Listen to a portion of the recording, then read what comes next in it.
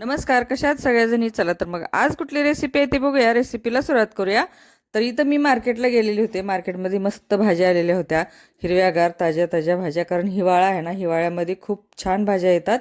तर आता मी इथं आणलेली आहे घेवड्याची शेंग पाव किलो.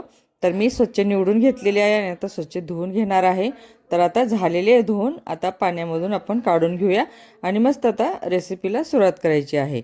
तर चला आता गॅसकडे जायचं आहे. हे धुवून घेतलेलं आहे, ताटामध्ये काढून घेतलेलं आहे. आता गॅसकडे जायचं आहे, गॅस चालू करायचा आहे आणि गॅसवरती आपल्याला कढई ठेवून घ्यायची आहे. कढईमध्ये तेल घालायचं आहे. कारण कढईमध्ये थोडंसं तेल लावरच हे परतून घ्यायच्यात शेंगा. कारण अशा पद्धतीनं तुम्ही भाजी करा, खूप छान होणार आहे बघा भाजी.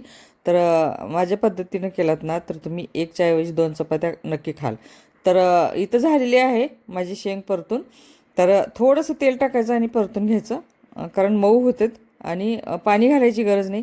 पाणी घातलं ना की भाज्या बेचव होतात आणि न पाणी घालता केलं ना तर भाजी टेस्टी लागते. तर मी पाणी थोडंसं टाकलेलं आहे बघा तुम्ही पुढं माझी रेसिपी. तर झालेलं आहे. आता गॅसवरती मी त्या कढईला परत धुवून घासून तेच कढई वापरलेली आहे इथं. तर त्या कढईमध्ये तेल ओतून जिरे मोहरी टाकली, कांदा टाकला, कढीपत्ता टाकला, अद्रक लसूण टाकलेला आहे. आता टोमॅटो टाकायचा आहे. एक टोमॅटो चिरून घेतलेला आहे, तो टोमॅटो टाकलेला आहे. आता टोमॅटो मऊ होईपर्यंत आपल्याला परतत राहायचं आहे. तर ह्या इथं मी कोथिंबीर टाकलेली आहे. कारण सुक्या भाज्यामध्ये वरतून कोथिंबीर टाकली ना की मग एवढं हे होत नाही, चवीला लागत नाही. तर ते फोडणीमध्ये टाकायची.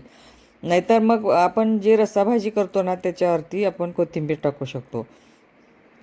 तर इथं टोमॅटो मऊ होण्यासाठी मी एक थोडंसं मीठ टाकलेलं आहे, अर्धा चमचा. आणि आता हे सगळे मसाले टाकणार आहे. तर मसाल्यामध्ये धनापूड आहे, हळद आहे, लाल तिखट आहे, काळं तिखट आहे, कांदा लसूण मसाला आहे, गरम मसाला आहे आणि चवीपुरतं मीठ आहे. तर हे सगळे मी मसाले परतून घेतलेले आहेत आणि शिजवून पण घेतलेले आहेत. कारण तेल निघेपर्यंत मी मसाले सगळे शिजवलेले आहेत. तर बघू शकता. आता टाकायचं आपल्याला ह्या भाजून घेतलेल्या शेंगा, घेवड्याच्या शेंगाची मस्त भाजी. तर झालेले आहेत. आता इथं आपल्याला मस्त आता परतून घ्यायचे आहेत, मिक्स करून घ्यायचे आहे ते मसाल्यामध्ये भाजी सगळ्या शेंगा.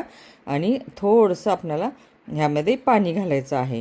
हे बघा, लई टाकणार नाही मी, थोडं म्हणजे एकदम एक 4 ते 5 चमचे पाणी टाकलेलं आहे. आणि आता मस्त वाफवून घ्यायचे आहे झाकून.